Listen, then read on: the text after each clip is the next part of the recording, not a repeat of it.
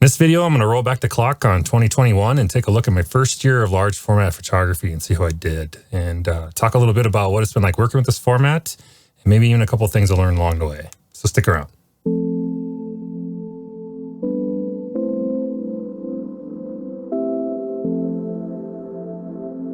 First off, it's New Year's Eve, so Happy New Year. I hope you've had a great holiday and that you're bright-eyed, bushy-tailed, and ready for 2022. Oh boy. All jokes aside, I hope your 2021 was at least better than 2020. And we're going to leave it right there and move on.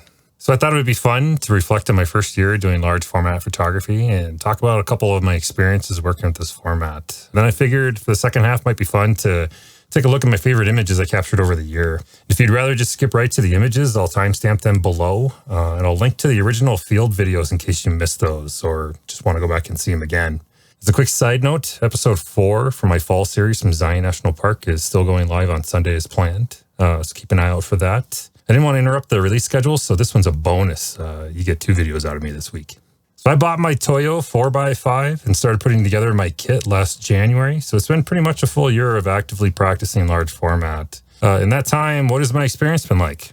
Well, in general, I think my overall experience with the View camera has been a pretty positive one. There has been some ups and downs, but the bottom line is it quickly became the focus of my photography last year. And I really don't see that changing anytime soon, at least not while sheet film is still commercially available, financially viable, that is. Seems like kind of an if lately. Major point I want to talk about today, and one thing that I grossly underestimated when I first bought my camera is just how much it would actually teach me about photography. Most of those things could be an entire video on their own, and perhaps they will be in the future. But for this video, I just wanted to keep it at a high level, or this will go on for hours. But it really is the overarching theme behind my experience shooting large format in my first year. Like a lot of people, getting into photography in the modern age, I started on digital. My first real camera was a Nikon D3400 DSLR and kit lens from Costco, to be exact. I didn't take photography classes in school or anything, so I was completely new. I had no idea what aperture or ISO or white balance was or why you even needed them.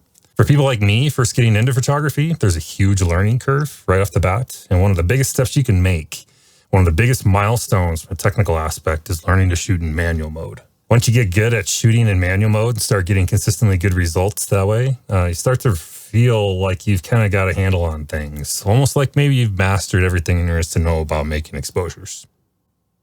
Oh no, young Padawan. You know what I've noticed? You never really hear photographers in the digital community talk about the term reciprocity. That's because the reciprocal relationship between shutter speed, aperture, and ISO is constant in digital, for all intents and purposes anyway. It's a given. It's assumed. It works so well that it's taken for granted. Nobody ever has reason to talk about or even be aware of the concept of reciprocity failure. What? You mean the exposure triangle can be broken? On digital, you can intuitively figure out that if you take some away from the shutter, you add that same amount of clicks to the aperture, or ISO, you get the equivalent exposure, but at a different combination of settings. But what happens if one of the corners of that exposure triangle is moving exponentially over time? What happens if the lens isn't fixed mounted parallel to the sensor plane indicated right here? And what if you have to move your lens really far away from the sensor in order to focus on something that's really close? How does that affect your exposure? What I'm getting at is that just like learning to shoot in manual mode is a big milestone for photographers on digital, large format for me was an equally big step in my understanding of how a camera fundamentally works. I mean, I'm still a far cry from being an expert, but as it turns out, taking pictures with a little more than a light-proof box will teach you something. You don't really realize just how much your camera is actually doing for you automatically until you strip all of that away. And not just with digital, even with other film formats, so like 35mm or even 120 format film cameras provide a ton more convenience than a large format view camera just by using roll films, built-in light meters in some cases, shutter release buttons, etc. To summarize, switching to large format for me was like taking the manual setting from an SLR and putting that into manual. The manual mode of manual mode inception. Moving on, another lesson I wanted to touch on is last February I released this video talking about why I bought my camera, and in there I said this. The digital cameras of today are no slouches, especially like the medium format, high megapixel cameras like the Fuji GFX series or something. By the time you created a comparable size print from a modern DSLR or mirrorless, you might be disappointed at how little difference there is. Nope. Not even close. Sure, there are some fancy and ultra expensive digital cameras out there. I like the 150 megapixel Phase 1 IQ4. Thomas Heaton just did a video on. But let's do a little math just for funsies. The word mega in megapixels just refers to 1 million pixels.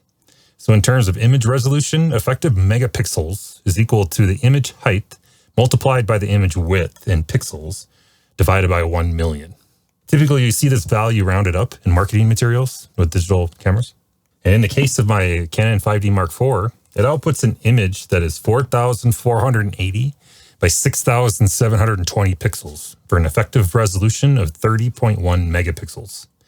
That raw file occupies 31.5 megabytes of space on a memory card. Now take that in comparison to a scan of a 4x5 film negative off of my Epson V850 flatbed scanner, which produced a whopping image size of 14,842 by 11,782 pixels. That calculates to 175 megapixels and results in a TIFF file of around 600 megabytes.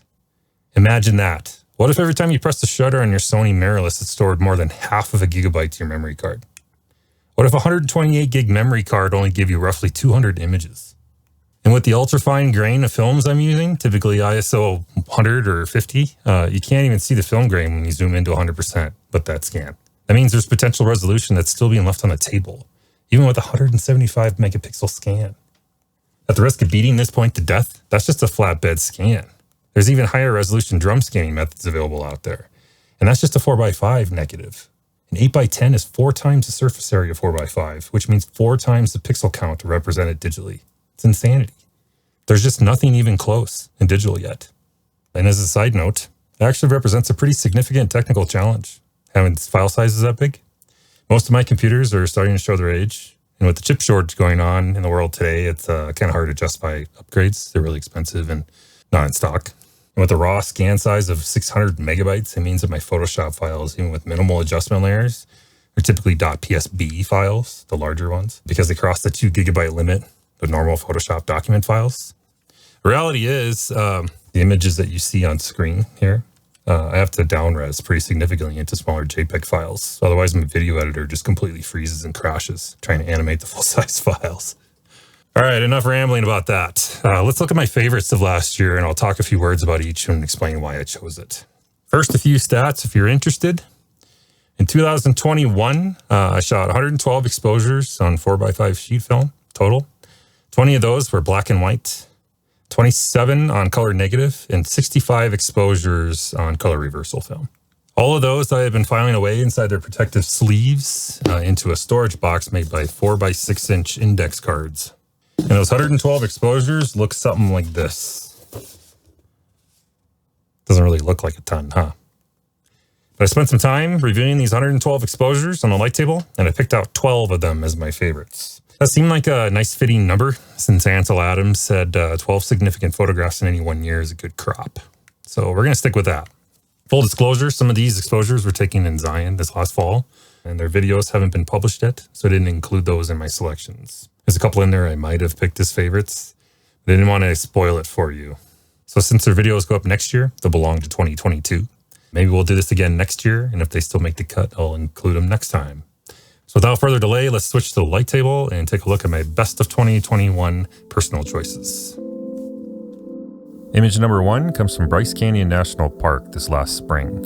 It was my first visit to this park, and it was my first time shooting color reversal film on the 4x5. This image was shot on Provia 100F, and I thought I pretty much nailed the exposure on this one. I was really happy with how I did, especially for being my first try. So naturally, I'm pretty partial to this photo just because of that, but I also thought it was a really beautiful image. I was able to capture the glowing sunlight in the top of the frame. Considering I only had one lens at the time, I thought I did a pretty good job framing it.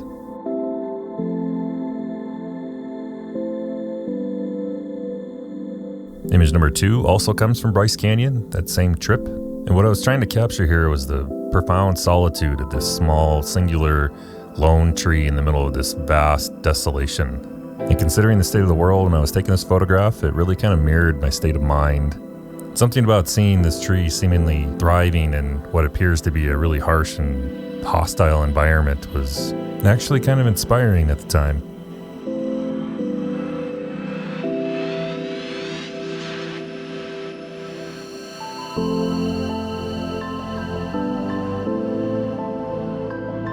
Image number 3 was the last photograph I shot in Bryce. This one's shot on T-Max 100 black and white, so here it is inverted. And this one was an experiment. It's a 2-exposure focus stack, which is a little unusual for large format, but it was a fun technical exercise, and the resulting image I was actually pretty happy with. The exposure was a little thin in the shadows on the negatives, but that gave me really deep blacks, and combined with the strong highlights, that gave me a ton of contrast, resulting in a pretty abstract and slightly moody photo.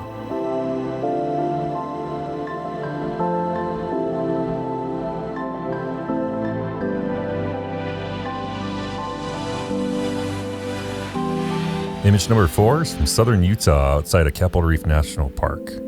This one's also quite abstract, to the point where you might not even know what you're looking at. This is part of a seam of coal deposits embedded in the surrounding rock, with a layer of overhanging sandstone where the deposits have eroded out underneath it. And the resulting image is just full of all kinds of fascinating textures and shapes, and to me this is a joy to look at and just study all of those details. And the warm to cool transition towards the bluish gray tones just adds an additional dimension.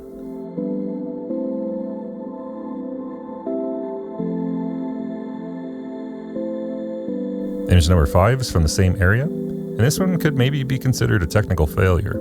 The strong blue cast from reflecting sky color is actually what prompted me to buy my 81B warming filter. But even though I had to work on this one quite a bit in post to recover some of those warm tones in the rock, I actually really enjoyed the composition over time, and I decided to just embrace the blues and allow the image to be what it is. So here it is in all of its glory, and as it turns out, it ended up being one of my favorites.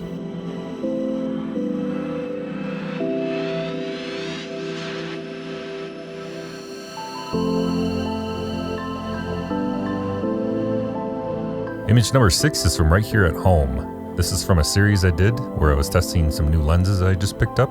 And although its purpose was a test shot, I was actually really happy with the result.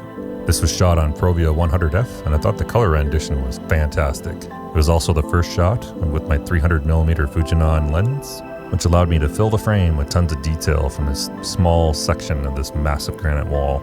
And for me, this just goes to show that although it may seem like all the good photographs are hundreds of miles away and some epic adventure to find them, there's actually beauty right where you live if you just look for it.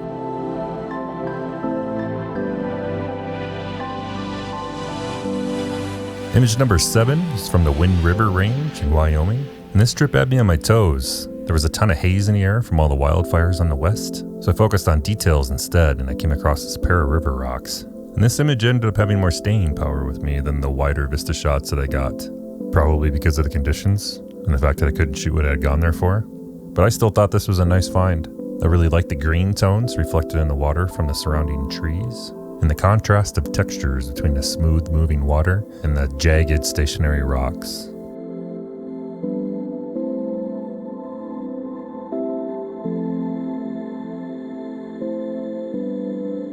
Image number 8 takes us back to the Redwoods, and this was my first try shooting Portra 160 on the view camera. I was really happy with the way it rendered the scene and gave me rich, vibrant colors without completely oversaturating them. I found myself fascinated with the shape of this tree. So often with these giant sequoias, all you see is this massive trunk just shooting into the sky. But this one had some smaller branches lowered down and gave it some additional shape, and I thought it framed really well.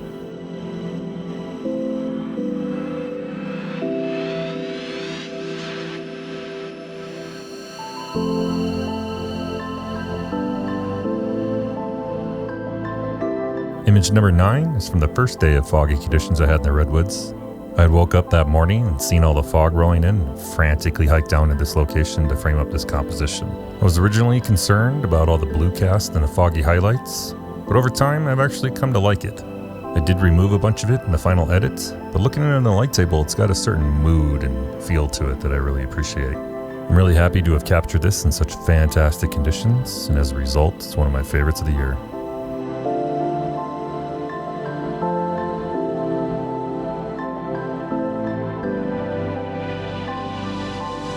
Image number 10 was taken further down the trail that same day, and it's a tighter composition of a piece of deadwood that I've nicknamed the fairy log. Maybe because it's the kind of place I could imagine fairies living and other little forest critters. I don't know, but it stuck, and it was one of my favorite scenes that I photographed in the Redwoods this last year. Shot on Velvia 50, The film did a really good job of rendering super vibrant colors. They look almost 3D on the light table. It's just a joy to look at.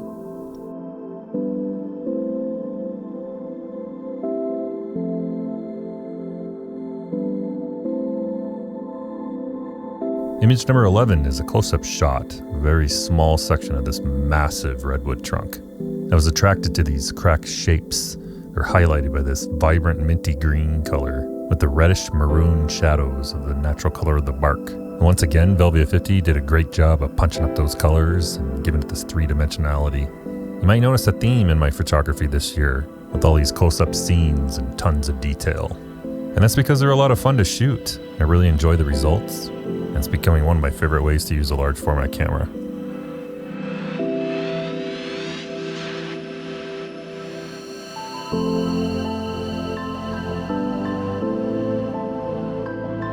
And the last image, number 12, is from Zion National Park. And this particular exposure was actually a mistake. I had forgotten to set the ISO on my meter, resulting in the image being exposed one stop darker than I intended. But it was a happy accident because I actually ended up liking the color rendition on this one better than the brighter image. I like the combination of deep reds and nice bright yellowish greens, and the silvery jagged branches reaching out over the ledge.